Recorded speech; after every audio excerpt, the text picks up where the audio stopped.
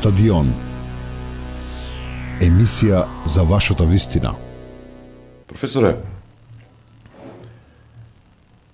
во време на празници сме една величественост, торжественост, што треба сите да ја живееме и да го славиме Христовото раѓање, секојаш како нешто да ја вулгаризира таа состојба, секојаш како по автоматизам во ова време се отвараат пак тие теми, се повторуваат, како например обичаите, традицијата. Колку религијата може да побегне од традицијата, да се слушнаа сега коментари, не треба да се палат огнови.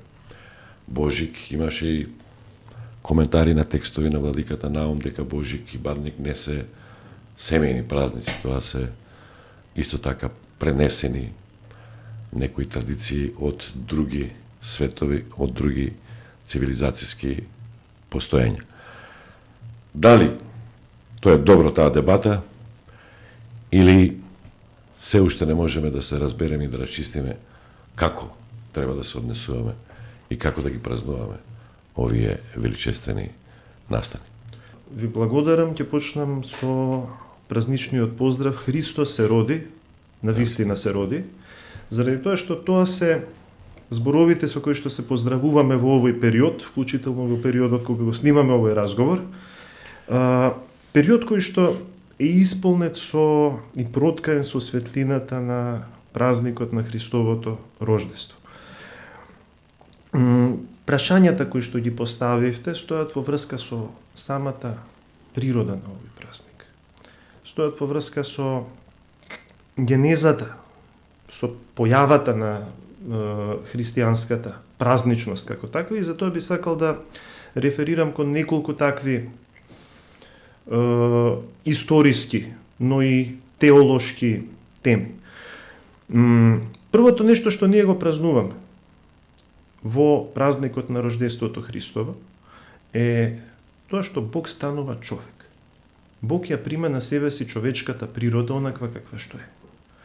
Ја прима со сите нејзини несовршености, со нејзината страдателност, со нејзината смртност, со целата таа способност на човекот да страда во историјата и во времето. Зошто го прави тоа? За човечката природа да ја исцели, да ја обнови. Кога ние ќе погледнеме кон начинот на кој што се формирани христијанските празници, например самиот празник Божи, кој што порано бил поврзан со богојавление, ние ќе видиме дека има многу сличности и поврзаности со некои предхристијански празнувања. И дека тие предхристијански празнувања, например празнувањето на денот на сонцето или на календите, негде од тука доаѓа зборот Коледа, од римските календи, кои што ги имало во Римската империја, во Стара Грција ги нема. Ние ќе видиме дека христијанството не ги отфрлило старите образци. Че треба за симбиоза да зборува. Станува збор не толку за симбиоза. Симбиозата е повеќе спонтан, неорганизиран процес, органски процес. Тука попрво станува збор за едно длабинско, суштинско преобразување на затекнатото. Значи, ниту негово целосно отфрлање, ниту пак негово спонтано прифаќање без тоа да се промени, да се модифицира и така натаму. Така што тој дух на еклектично собирање на претходните практики, тоа го имаме во философијата, во теологијата го имаме. Еден голем дел од христијанската теологија се темели врз антички философски поими и концепти кои што не биле отфрлени, биле примени во христијанството и трансформирани, преобразени. Секоја епоха на христијанството на еден или друг начин ја отсликува таа способност на христијанството да преобразува историјата, да го преобразува светот. Исто како што Христос ја зел на себе човечката природа, нели таа теолошка тема од која што почнавме за рождеството Христово, на истиот начин црквата ја прима на себе си историјата, затекнатото, практиките, обичаите, философијата, ако сакате, и ја преобразува. Не остава таква каква што е, не ја отфрла. Црквата, религијата, треба да ја гледаме над се и пред се, меѓутоа никогаш не може да го исклучиме контекстот во кој што се случува верата, религијата, активностите. Секако, не можеме да го исклучиме контекстот. Тука има различни пристапи. Примериве што ги наведовте се по-ригорозни кон обичаите кои што ние ги затекнуваме. Јас не сум сигурен дека мораме секогаш да бидеме толку ригорозни. Мислам дека можеме да бидеме по-креативни во тоа затекнатото да го преобразиме. Како црква. Заради тоа што точно тоа е она што во минатото црквата знаела многу успешно да го прави. Што ка мислите и на коледарските огнови, па се појави пред тоа за Свети Никола да нема погреби, па испадне дека е тоа дезинформација или лошо толкување, недоразбирање. Знаете, има обичаи кои што постоеле во минатото, кои што си ја загубиле смислата и значењето. И потоа ние, знаете, ние постоиме во некаков историски вакуум. Многу често, особено во нашето време. Погледнете колку луѓе си ги знаат своите предци 3-4 колена на нас. До дедо, до прадедо знаеме и толку. Стебла ретко кој прави, да. Тоа што нам не е многу тешко да ги разбереме обичаите во нивното постоење низ историјата. Например, имате многу интересна песна во изведба на Добри Ставревски, онаа страна Оган гори. Стара песна. Која што зборува за, од една страна го тематизира огнот, како празнична тема поврзана со рождеството Христово, и од друга страна збори за Богомајката, за Пресвета Богородица. Многу интересна песна. Може би треба да се свртиме кон тие традиции, кон тие предани и да видиме на кој начин функционирале нештата порано. Може би ќе дадеме не толку еднозначни одговори на овие прашања за кои што говориме. Факт е дека вулгарното празнување на празниците е нешто што не ни доликува како христијани. Но не секое собирање и не секое празнување, зборувам народен облик, фолклорен облик на празнување и слично мора да биде вулгарен. Мислам дека имаме многу убави традиции на кои што требаме да се присетиме. И да видиме на кој начин би можеле тие традиции, тие преданија, кои што произлегле од црковниот живот на луѓето, да ги инкорпорираме во нашата современа култура. На тоа што ние не можеме да ги реставрираме такви какви што биле пред 100 години, можеме да воведеме нови практики. И тоа го правела црквата. Но можеме исто така да се осврнеме на практиките од порано и да видиме дали можеме нешто со нив да направиме. Не е точно тоа размислување дека црквата е конзервативна, затворена, затоа што сега зборуваат и за нови практики, се прилагодува нејзиното учење или контекстот, актуелните моменти да ги внесе и да го наметне своето учење. Знаете што е интересно? Јас не би го користил тука зборот конзервативизам, би го користил зборот предание или традиција. Црквата е преданска, таа е традиционална, ако сакате. Но концептот за традицијата во христијанството секогаш е свртен не само кон минатото, туку и нанапред. Црквата гледа кон Царството Божјо, тоа е напред пред нас. И гледајќи кон Царството Божјо, го пресликува Царството Божјо во историјата. И тоа е христијанската традиција. Заради тоа традиција или преданието е секогаш актуелно. Заради тоа што гледа напред во Царството Божјо. Не гледа само на нас. Ние гледаме и на назад, секако. А тоа што сакаме да бидеме секогаш во согласност со она што ни е предадено од претходните генерации. Затоа велиме предание или истиот збор на латинскиот традидере го имаме традицију, односно традиција, превземено од латинскиот во македонскиот јазик. Но истовремено целата историја пред нас и историјата, моментот од историјата во кој што се наоѓаме и историјата која што следи пред нас, односно доаѓа, ни уследува, треба да биде осмислена од нашиот стремеж кон Царството Божие, не само стремежот, нашето искуство на Царството Божие. Тоа е интересно, затоа што на секоја литургија, кога ние доаѓаме на богослуженијата, особено на литургијата, каде што се причестуваме со телото и крвта Христови, ние го искусуваме Царството Божие, или велиме го предвкусуваме, го антиципираме Царството Божие, и на тој начин го сведочиме тоа Царство Божие во времето во кое што живееме. Професоре, рековте и днината.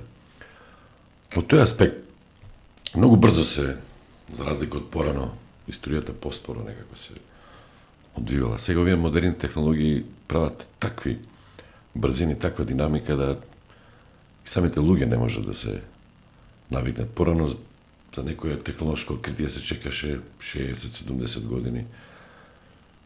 Сега, тоа што во моментот некој ќе го напише, се случува наредниот ден. Дали на таа тема размислува црковната филозофија, црковната теорија? Дали е погрешен печатокот дека црквата е збунета, како и човештвото, како и многу луѓе? Што се случува? Еве тој дигитален аспект, таа дигитална ера, кој што прави целосни трансформации во паметот, во мозокот на луѓето, во нивното однесување. Се случува атомизирање, компјутери, брза комуникација на поинаков начин, што влијае на социјалниот момент, се помалку можеби собери има. Можеби и црквата треба да се дигитализира, не само како присуство на интернет, меѓутоа, еве, сум слушнал литургии кои што се случуваат онлайн. За време на короната беше тоа интересно. Во православната практика такво нешто нема. Ќе ви кажам веднаш. Зошто немало и зошто не може да има, заради тоа што богослужението, особено литургијата, подразбира присуство и учество на целиот човек. Пазете, христијанството не е некоја дуалистичка религија, се малку философија воведувам, философски поими воведувам, но дуализмот подразбира дека човекот е подаден на добро и лошо, на нешто што е добро или лошо во него, или нешто што вреди и нешто што не вреди во него. Вообичаено, според повеќето дуалистички учења, она што е добро и она што вреди во човекот е душата, она што е лошо и што не вреди во човекот, тоа е телото. И може да се занемари. Во христијанството тоа го нема. Повторно, мотивот со празникот што го празнуваме со Божик. Христос ја зема на себе си, ја зеде на себе си целата човечка природа. Го зеде на себе си целиот човек. И целиот човек треба да воскресне, вклучително телото. Телото е она што треба да воскресне. Во таа смисла, кога ние зборуваме за светоста, ние не зборуваме само за светоста на душата, ние зборуваме за светоста на телото. Кога ние зборуваме за спасение, не зборуваме само за спасение на душата, збориме за спасение на целиот човек. Кога ние зборуваме за литургија и за причестување со светите Христови тајни, ние зборуваме за причестување не интелектуално, не разумно, не душевно, не индивидуално, побожно или мистично и така натаму, туку зборуваме за причестување на човекот со целиот Бог, на целиот човек со Бога. Затоа ние мораме да присуствуваме на литургијата. Сега, она што го кажавте за атомизацијата, за времето во кое што живееме, навистина ние имаме една акцелерација на времето. Забрзување, но неверојатно, да. Или барем имаме таков печаток. Или барем имаме таков печаток во споредба со историјата што ја познаваме, навистина нештата многу изгледаат позабрзани.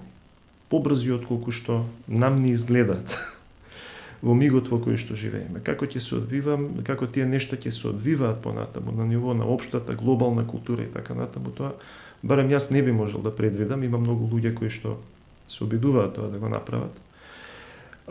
Но едно нешто би можел слободно да го кажам, е дека црквата треба да го чини со тие нешта она што го правела и во 3-тиот и 4-тиот век во својот однос кон Римската империја и кон затекнатите практики од паганската Римска империја. Да ги препознае, да ги запознае, да ги пресее и од нив да го примени она што е употребливо и што е во нејзина полза. Точно тоа го правела црквата тогаш, точно тоа треба го направи и денес. И таа во известна смисла го прави. Значи, ви имате присуство на социјални медиуми, имате веб страници на православници, имате подкасти, имате значи имате едно, па не би рекол лобевно, но едно користење сепак на тие медиуми, на тие дискурси, начини на изразување во јавноста. Она што е важно е селективноста, она за која што зборував пред малку на почетокот, именно дека треба да бидеме селективни и внимателни, да не го отфрлиме она што не е за отфрлање, да не го прифаќаме она што не е за прифаќање. Повторно, критериумот е искуството на Царството Божјо во литургијата, во светата причест. И тоа е нешто кон што треба нашиот живот да не, нештата што ги правиме во нашето секојдневие, да не приведат. Ако тие нешто што ги правиме во нашето секојдневие не ни се пречка, туку ни се од помош за нашето пристапување, застанување пред Бога, во нашиот личен, духовен подвиг, да дојдеме во недела и да кажеме Господи, ти благодариме за се што ни даде оваа недела и да се причестиме со светите Христови тајни, тогаш тоа нешто е добро. Доколку тоа нешто ни застанува на тој пат, ни го отежнува тој пат, или не оттргнува од тој пат, тогаш ние треба сериозно размислиме што да правиме со тоа нешто. Суштината и пристојноста треба да се задржи. Центарот е литургијата. Центарот е литургијата, центарот е светата причест, која што света причест означува заедничарење со самиот Да тривелизирам до крај, например, може некој преку интернет може да продава можност за исповед, и тоа бара присуство, бара директен разговор, директна комуникација. Мислам, на овие теми вие сте Исповедта е лична размислували. средба. И исповедта е лична средба. Исповедта е лична средба на личност со личност. Или поточно на личноста на оној кој што се исповеда и личноста на Бога, на Христа пред кого што се исповеда, на кого што му се исповеда, во присуство на личноста на свештеникот. Апропо ве прашав, тоа короната го направи, работа од дома, онлайн состаноци, Zoom состаноци, ме разбирате, светот нема веќе граници, може од Сибир и од Аљаска да се... Видете, работа од дома, предавања од дома, конференции од дома, добро е да го имаме како алтернатива. Но тоа да биде главниот начин на работа, ви го кажувам како човек кој што се занимава со академска работа, да. кој што држи предавање, учествува и организира конференции, ќе ви кажам дека тоа е многу напорно. И многу тешко, заради тоа што се губи повторно оној личносен аспект. Пред некое време имавме дискусија со двајца фантастични гости. Не знам дали некој од слушателите ваши го следат христијанскиот философски форум што го организираме со професорот Солунчев од философскиот факултет. Имавме двајца фантастични гости, професорот Владимир Петрушевски, поранешниот проректор за наука на Универзитетот Свети Кирил и Методи, и професорот Ѓорги Каприев од Софискиот универзитет, поточно од философскиот факултет, философ, византолог. Изборувавме точно на оваа тема, дека да, може да се користат како помошно средство, но дека апсолутно во академскиот начин на функција на универзитетот нам не е потребна повторно личната средба меѓу студентите и наставниците, меѓу научниците едни со други, на различните научни и други собери што се организираат. Во овој период се случи немил настан, јавно палење на Фејсбук, беше тоа проследено на Библии, од лице кој се представува за верник на Македонската православна црква, затоа што Библиите биле делени од инаква религиозна припадност, од протестантите. Непријатно е тоа. Ева јас како новинар против секое палење на книги. Нормално тоа се враќаме во старо време, се враќаме во времето на, не знам, сите кои што напредно размислувале биле веднаш на удар на актуелните поставености тогаш. Како тоа да го спречиме, како да влијаеме? Со зборување, Библијата е Библија, содржината е иста. Дали би ја делел католик, дали би ја делел протестант, дали би ја делел некој атеист?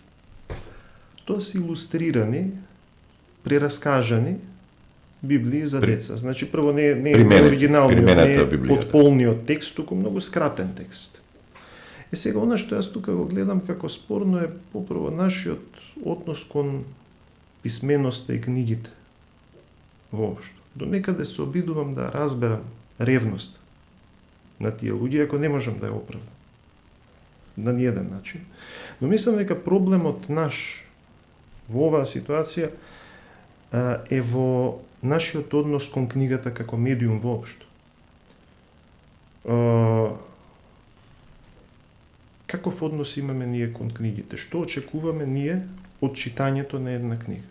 Дете кое што пораснало со голема библиотека, кое што постојано се чита, има пристап до секакви книги.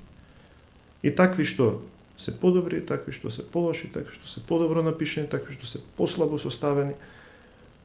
Не верувам дека човек од таква средина би можел да се соблазни или да се вознемири од читањето на некој издание или на некоја интерпретација што не му се допаѓа и слично.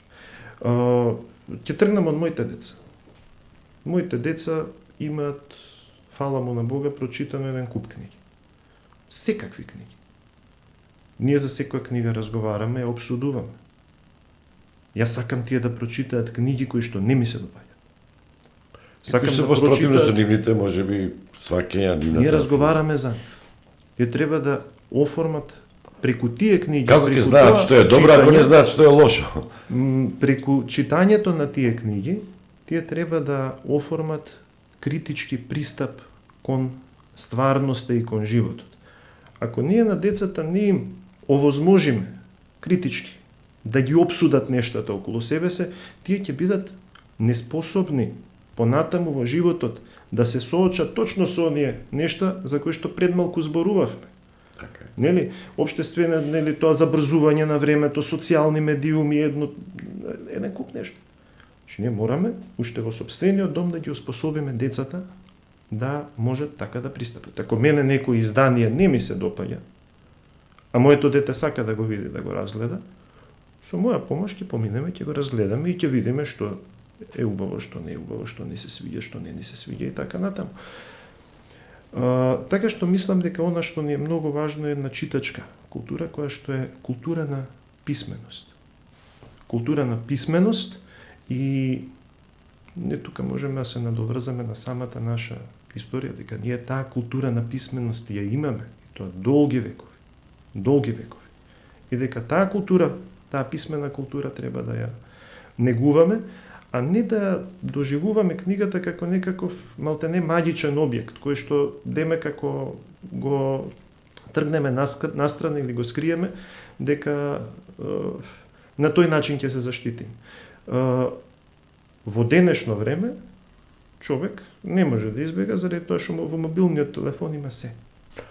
Да, велат дека мобилниот станал орган фактички на секој човек. Така што тоа би бил ова е многу општ коментар. Значи накратко на почетокот реферирав кон примерот кој што вие го кажавте. Но мислам дека проблемот е подлабок и поопшт.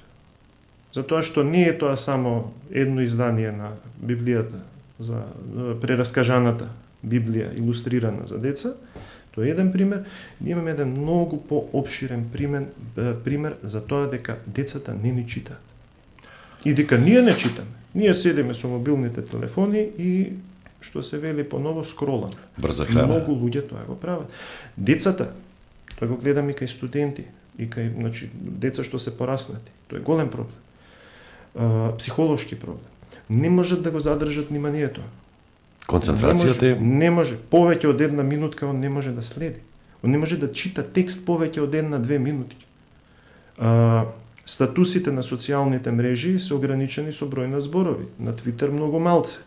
На Фејсбук, ако вие пишете ферман од 2 страници, никој нема да ве чита. Треба да се знае колку зборчиња треба да има за да се одржи вниманието, да се прочита и веднаш да се оди на следната тема. Тоа создава психолошка зависност. Скролањето во социјалните мрежи наликува, психолошки функционира многу слично на оние блекџек апарати кои што ги вртат, ги знаете, дали коцкарски машини, да. портокалчиња, лимончиња, джандари, и така натаму. проблемот од аспект на психологијата е многу голем. Особено доколку деца од најмала возраст во тој првичен развоен стадиум бидат изложени на социјалните мрежи без никаква контрола. А тоа може да случува влие премногу често. и на зборувањето, може да на изразот. Многу нешто може да влие. На многу, на самиот на начинот на кој што мозокот ни се, на начинот на кој што се поврзуваат, начинот на кој што мислиме, на кој што се формира начинот на кој што размислуваме, тоа влие. Тоа е што проблемот е многу поширок. Многу поширок и многу пообемен. Тоа го забележувате кај вашите студенти? Воопшто кај студентската популација. Воопшто кај таа популација, кај таа возраст што веќе од мала возраст зборуваме од И ако им деца дадете имале- нешто поопстојно да направат, да читат, има отпор внатрешен. Не тоа е Има веќе потешкоти, тоа не е отпор, тоа е потешкоти. Јас знам, на пример, да вежбам со нив како да работиме по долг текст. Што било, па, на нас за не ни мојата требаше генерација вежбање, е- да, не ни требаше, не читавме. се не знам, искрено се чудам како, на пример, го читаат Тихиот дом. Или војна и мир. Нели некој од тие грамадни, или не мора да е грамадна книга, книга од 200 страници да ја прочита. Па ќе кажам, тоа се јавува кај, особено кај деца кои што во раната возраст, зборам 5, 6, 7 до 10 години били изложени на тој медиум. Што значи, не значи тоа дека медиумот треба да се отфрли. Еве го телефонот го имам во джеп. Ама треба да се користи. Но, повторно, како читањето книги, родителот треба да е покрај детето и да му посвети време. А ние сакаме денеска инстант решенија се на брзина да решиме. А сите овие нешта за кои што зборуваме од почетокот на емисијата, потребно е многу внимание, потребно е многу следење, многу промислување. Дали тоа ќе биде некој обичај што вие сега се чудите дали да го, што да му правите, нели, разговорот од преска, дали тоа ќе биде некој уред кој што вие како дете сте го немале, а вашето дете сега го има во рацете, дали тоа ќе биде читање на различни книги, една, друга, трета литература. Вие морате да бидете постојано присутни, постојано активни. Овој разговор исто така докажува уште една тема која што се обидува некој да ја наметне, дека историски, дека црквата е против критичкиот ум, критичкото размислување. Напротив, според ова што го зборувате, црквата мотивира, стимулира и треба да стимулира критично размислување. Не е црквата само догмите, само... Зошто го распнаде Христа? Зошто бил распнат воопшто во Евангелието? Затоа што промовирал критичко, она што ние денес би го нарекли критичко Критичко, размислување. бунтовно, заштита на обесправените... Не е бунтовно, просто критичко. Критичкото не мора да биде бунтовно. Тоа значи расудување, премислување на нештата. Па некој може да го свати како такво, да. Или да го... Може да го свати, ама во принцип критичкото и бунтовното се две различни работи. Бунтот како бунтовност не е критичка. Бунтовноста значи множење на нормите со минус 1. Ме разбирате? Ако имате една норма, вие може да бидете адаптирани да ги прифатите сите тие норми. Размислувате критички? Не. Не. Така? Ако ја земете таа норма и ја свртите наопаку, ја множите со минус 1, во математиката знаете што значи да се множи со минус 1. Само ја го правите обратното. Обратно. Ако ви каже родителот облечи се, тој нема да се облече. Ако ви каже јаде тоа, тој ќе јаде нешто друго, нема да јаде ништо. Се ќе оди обратно. Ни тоа не е критичко размислување. Критичко е да се... Тоа е инат. Ме разбирате? Бунтовноста не е критичко размислување. Критичкото размислување е повеќе. Нешто поинако. Вие тоа го имате во Евангелието, вие го имате тоа во делата апостолски, читајте ги делата апостолски. Светиот апостол Павле го проповеда Евангелието и истовремено оние кои што го слушаат, седат и следат во писмата да видат дали е така како што тој им збор проверуваат. И тоа го пишува во дела апостолски, не случајно го пишува во Светото писмо, за да не каже дека требаме секоја порака што ќе ни се даде да ја премислиме и да ја провериме. Затоа што до нас ќе стигнат секакви пораки, до нашите деца ќе стигнат секакви пораки. И ние живееме во свет во кој што информацијата тече слободно. Ние не можеме ги заштитиме на нашите деца на тој начин што една или друга порака ќе го ускратиме. Ќе забраниме, ќе заклучиме. Достапот до детето. Нека што се? Па да го научиме како да премисли таа порака, како да ги разбере тие нешта, како да критички да ги обсуди и така. Да, тоа треба и образованието да се фокусира, програмите образовни на тоа, да ги остават децата, не да им се наметнува само туку да размислуваат, макар и некојаш погрешно, меѓутоа да имаат свој став, свој расудување, кое што ќе се искристализира и сфилтрира со различни лекции, со различни уроци и со искуства. Да. Видете, пак едно искуство од родителството. Го кажувам како свештеник што е родител на 4 деца. Нека се живи. Вие не можете, ви благодарам. Вие не можете децата секогаш да ги конфронтирате. Ако земете да ги конфронтирате за секоја работа што тие ја прават погрешно, осудени сте на пропаст. Ќе отворите војна дома. Не можете, требате многу внимателни да бидете дали да ги конфронтирате, кога да ги конфронтирате, или пак тоа што го прави на некој начин внимателно да го преобразите и да му го дадете на начин кој што ќе биде добар за него. Затоа што секоја особина човечка може да се реализира како доблест и може да се реализира како порок. Некој што има темперамент, или некој темпераментно дете, Да ги го питам повеќе. може да стане наметлив. Им досаѓа на сите. Пример. Тоа би било лошата страна. Но истото тоа дете може да биде темелно, што викаме продорно, нели? Студиозно. Да биде студиозно и така. Значи истата особина. И се ние нема оваа особина да пресечеме, да кажеме за тоа што оно досаѓа и за тоа што однапред е негативно, да кажеме, да. не го прави тоа. Многу често го правиме тоа во воспитанието, особено кај нас. Не, треба да се открие особината и да се преобличи во нешто што е добро. Значи, многу ретко родителот треба да сече. Многу ретко родителот треба да се конфронтира отворено.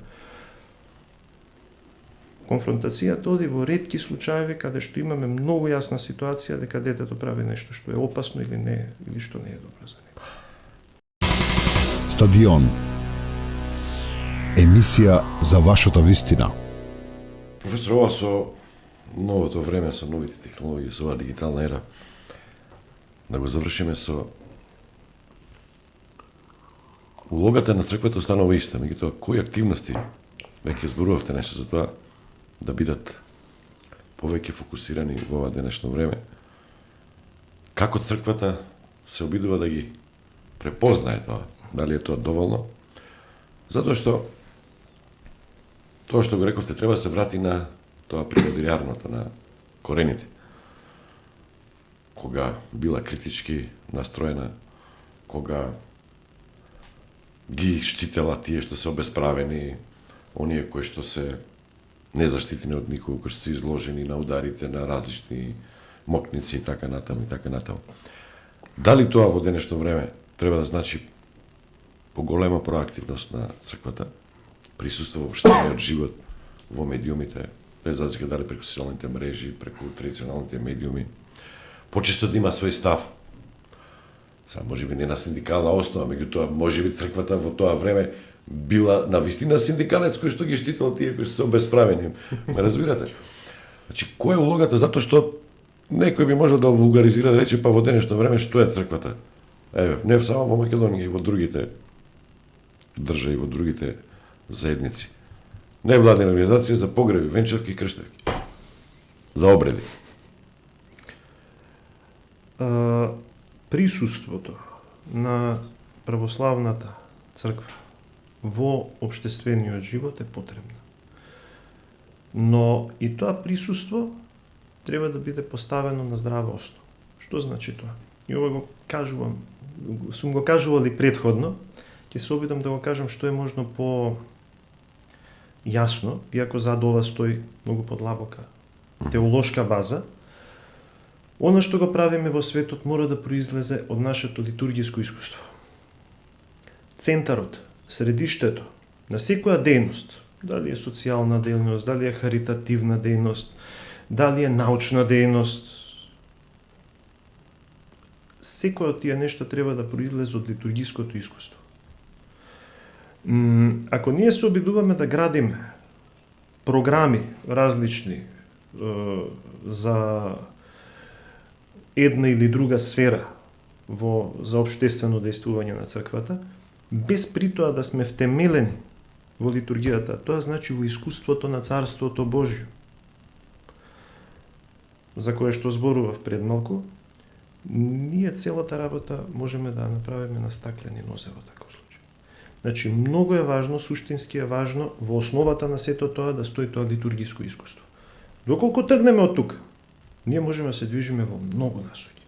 Во чудесно многу насоки. Да не подлегнувате на дневната политика, на политички борби, на... Значи, ние не можеме црквата да ја толкуваме преку надворешни дискурси. Ај вака философски сега да ги кажам работите. Црквата не е секундарен дискурс, како што религијата и теологијата не се секундарни дискурси. Што е секундарен дискурс? Секундарен дискурс е нешто што може да се толкува преку нешто друго и преку тоа друго да се сведе на тоа друго. Не разбирам. Например, дали ние може да зборуваме за философија на религијата? Во принцип не може. Затоа што кога ние зборуваме за философија на религијата, тоа значи дека ние се обидуваме религијата да ја протолкуваме преку философијата и да ја објасниме низ философијата. Религијата не може да се објасни преку философијата. Ние може да пристапиме философски кон религијата и да размислуваме за религијата од философска гледна точка. Но ние не можеме религијата да ја субординираме на философијата. Не можеме на социологијата, не можеме на правото, не можеме на психологијата. Религијата е посебен дискурс, примерен дискурс, кој што не може да се исцрпи со другите. Во таа смисла, значи дека религијата може да влезе во диалог со другите дискурси. И тоа е тоа што ни е потребно. Но не да биде субординиран. Не да биде нешто што ќе биде објаснето целосно од нешто што е надворешно. Не, таа има свој законитости, свој правила. И таа ќе се протолкува себе си преку тие своји правила, законитости и така натаму. Добро, бе, разбрав, ај во денешен контекст да го ставиме тоа во актуелни ситуации. Кои се вашите размислувања? Црквата, религијата, верата и војните. Веќе речи цела година имаме еден страшен воен виор во Украина. Речи си, може би тоа и не е најбитно, меѓутоа православни браќа се убиваат секој ден меѓу себе. Црквата историски има негативни искуства во таа насока кога се поставувало во поддршка на одредена воена опција или на тие кои што спроведуваат воена опција. Како тоа да се разграничи? Како црквата, религијата секогаш да инсистираат на мир, на диалог? Дали тука пречи, например, и преголемата поврзаност на нациите со црквите, тој етнофилетизам? Затоа што верата треба да биде на це, барем според тоа што јас сакам и се обидувам да го поемам.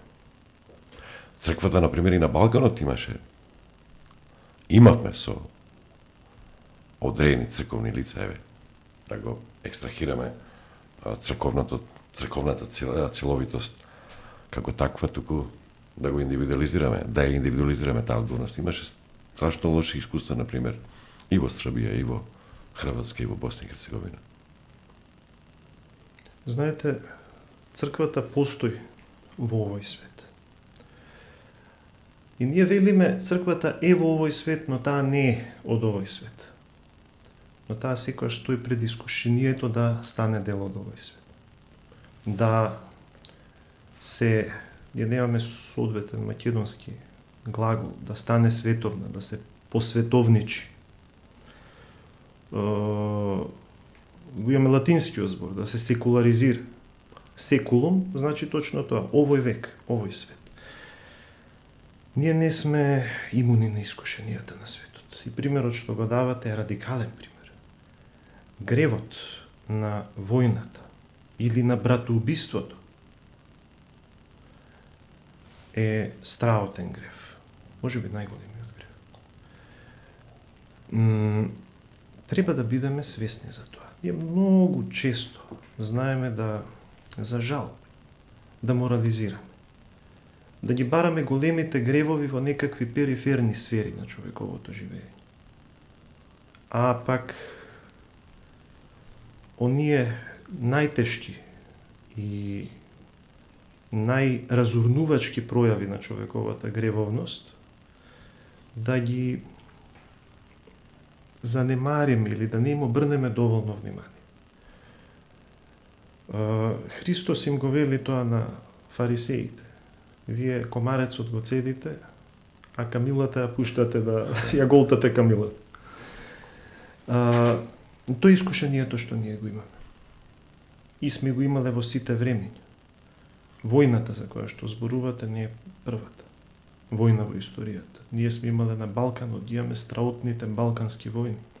Имаме првата и втората светска војна. Имаме пред тоа војна.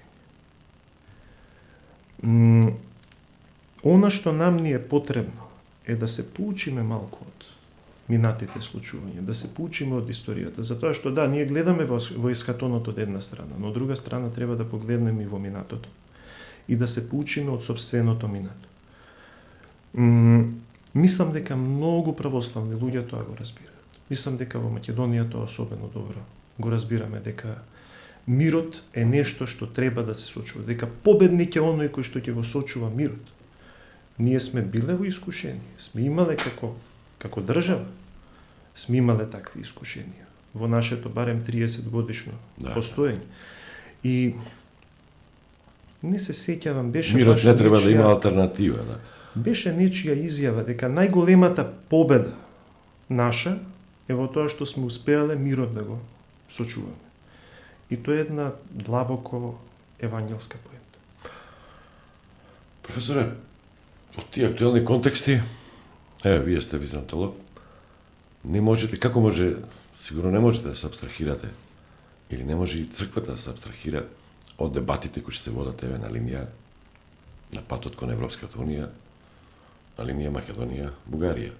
Историските аспекти кои што сега се во фаза на вашиот интерес, на вашиот професорски ангажман. Ситуации кои што се случувале во времето на Византија. Самуилово царство, Охридска архиепископија, Климент, претходно сите Кирил и Методи. Работи што треба да бидат надвременски, просветителски, меѓу другото и за просветителството.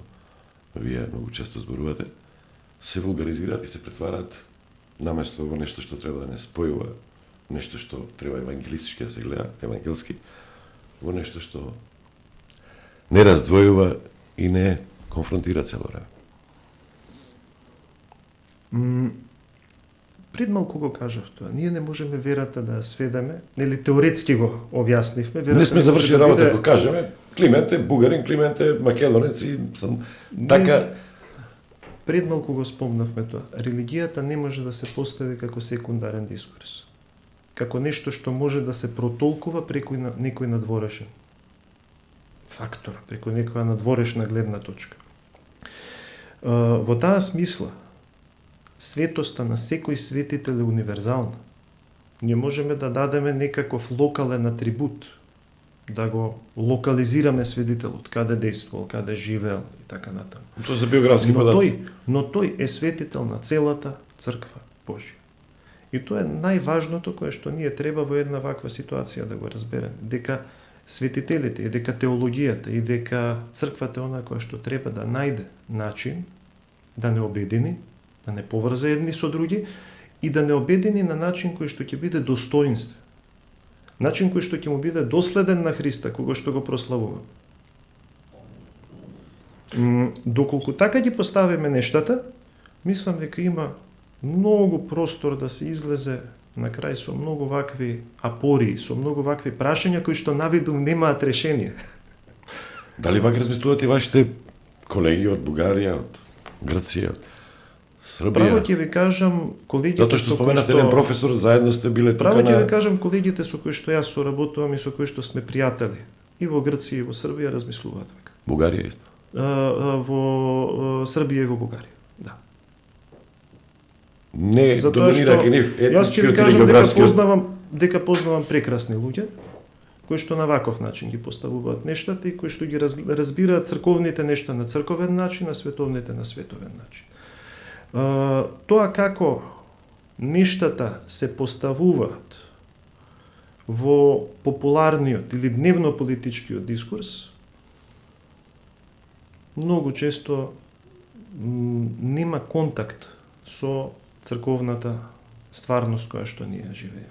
И повторно проблемот е во тоа што се обидуваме, односно постојат обиди црковната стварност да се редуцира до начини на мислење и разбирање на стварноста кои што на црквата не и се собствени. Или барем на кои што таа самата не може да се сведе.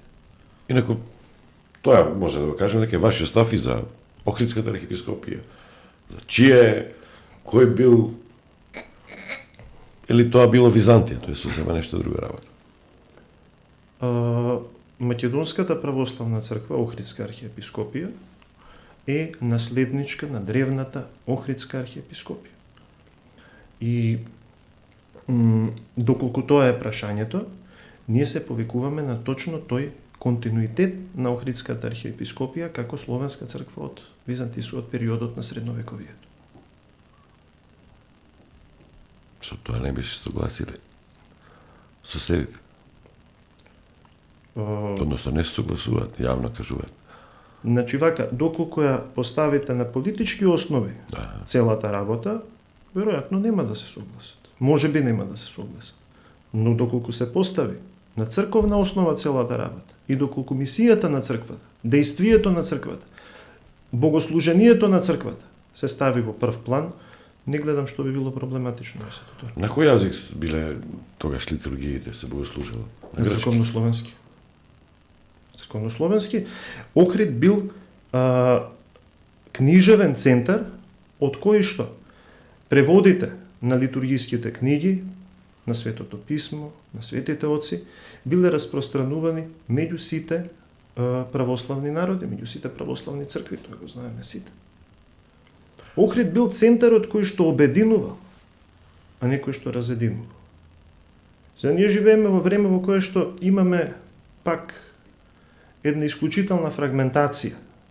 Тогаш немало нации, да, немало поеднакво И се обидуваме низ таа фрагментираност на времето во кое што живееме да се разбереме себе си и нашето собствено минато. Нашето собствено минато е минато кое што обединувало, не било минато кое што разделувало. Ние треба да се угледуваме на тоа минато кое што обединува, но обединува во Христа. Не Така обединува размислува, само да, во себе си и не обединува на начинот на кој што ние денеска сакаме да ги антагонизираме нештата.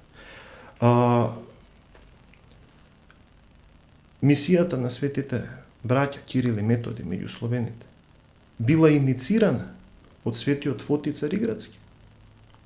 Е многу интересно. Тие создаваат глаголицата. Потоа свети Климент оди по нивните стапки. Учениците понатаму нивни одат по нивните стапки. Целта била да се проповеда Евангелието, а не да се задржи јазичната или не знам етничката култура и така натаму. Она што било важно било да се сподели Евангелието, да се сподели неговиот дух. Поблиску да стане до сите. Треба да се огледаме на тие нешта. А не да се огледаме на духовите на нашето време. Да. Ѓорѓе, професоре, ова со Византија, може би не знам сега, може би не се одветен впечаток ми ова, меѓутоа, или погрешен. Не е погрешен, номинално ако гледаме, мислам дека е така и дека не може никој да ме демантира.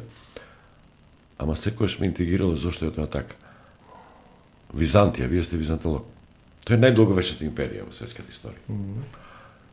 Но ако ги гледате блокбастерите, популарните филмови, светската кинематографија и така натаму, многу малку е присутна. Сега не знам во литературата, ама веројатно и литературата предничи во голем план тука. Многу повеќе античка Грција претходно е присутна. Па дури Александар Македонски за Византија и ние многу малку знаеме.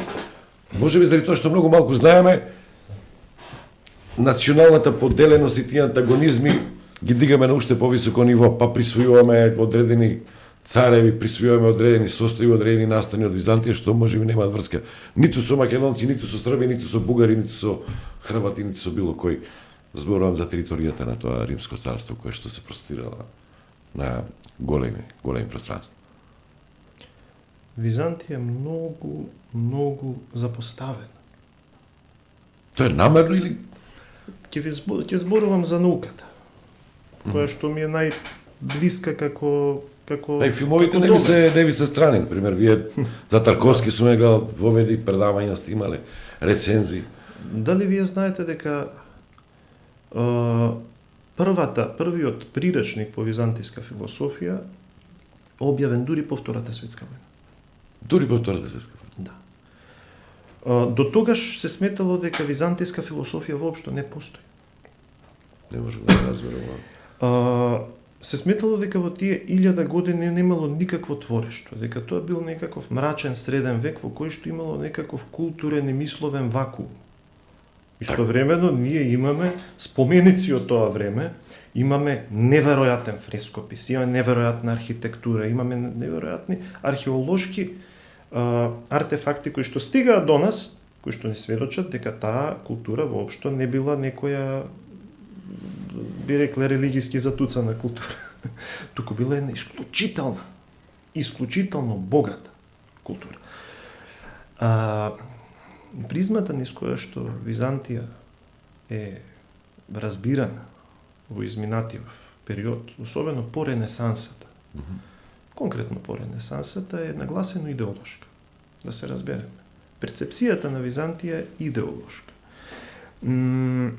Постренесансниот начин постренесансната историографија се обидува цело време да се накалеми на доцната антика. И да каже дека од доцната антика, од тамо неоплатонизмот, па до појавата на Ренесансата има некаква црна дупка, некаков меѓупростор во кој што нема ништо. И го скока, се обидува да го скока тоа. Дека има некакви автори што само повторуваат нештата изречени во антиката. И дека светата задача на Ренесансата е да го возобнови она што било запрено во антиката. Тоа е таа перцепција.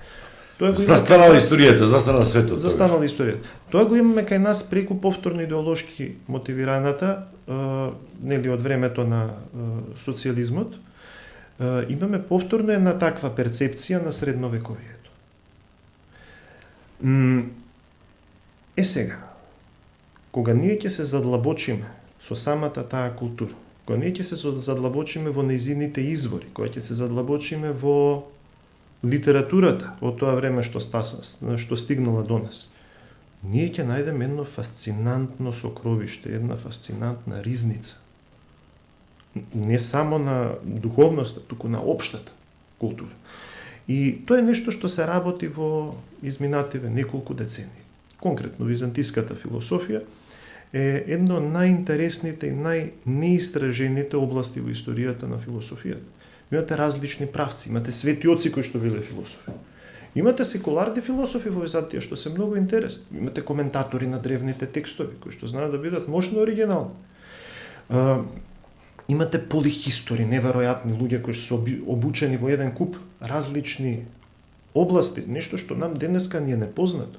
Ние денеска повторно нашата тенденција кон делкање, кон цепкање на стварноста, кон фрагментирање на стварноста создава експерти во многу тесни области.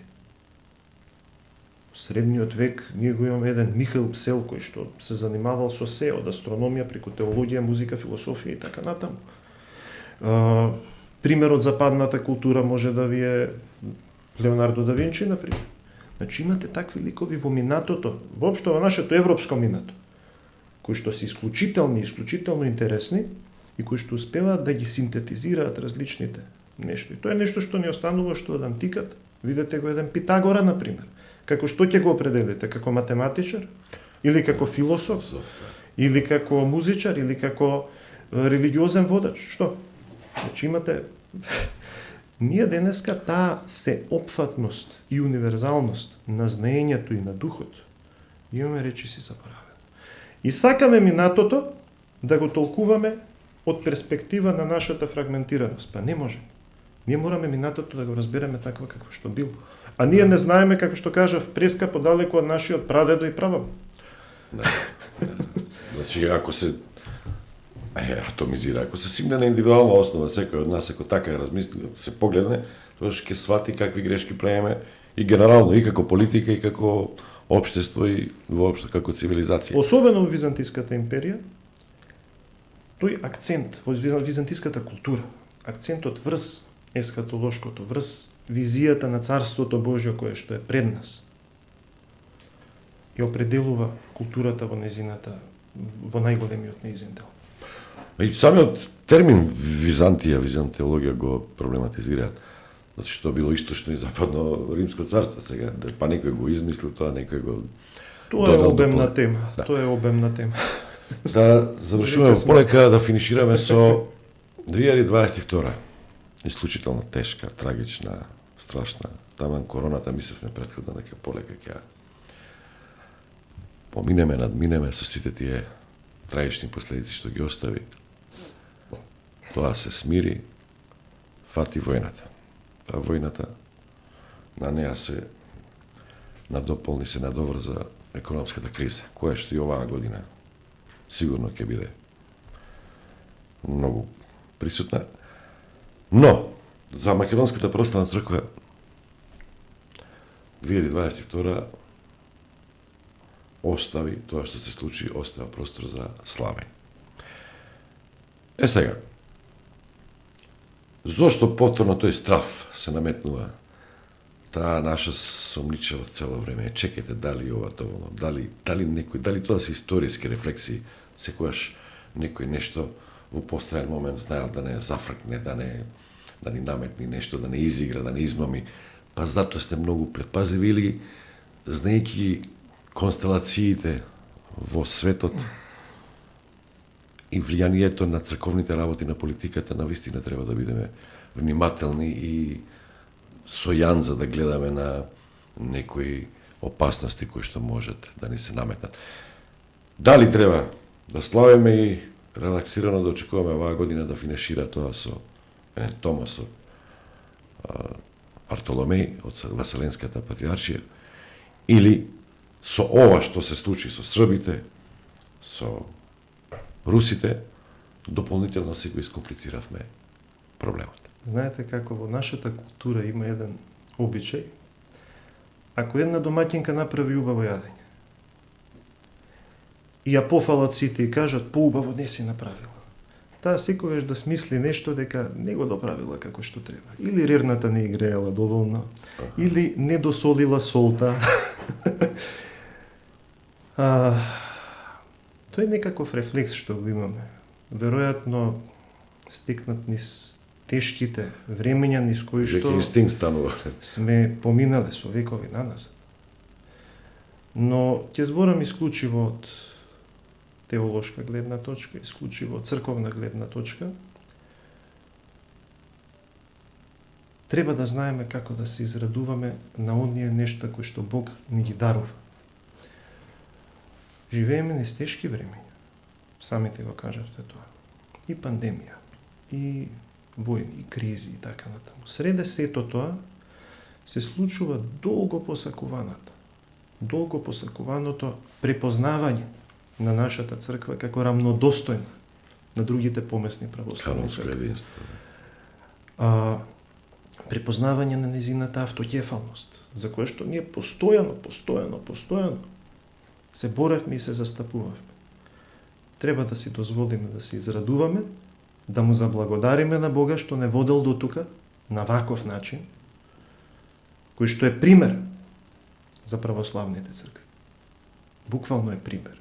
Ова ни што поминуваме во изминатиот период. Немало такво време. И да го измолиме Бога да остане со нас и понатаму, заради тоа што сега како рамнодостојни со другите автокефални православни цркви ние имаме целата одговорност на тоа што значи да се биде дел од православната икумена, дел од православниот свет.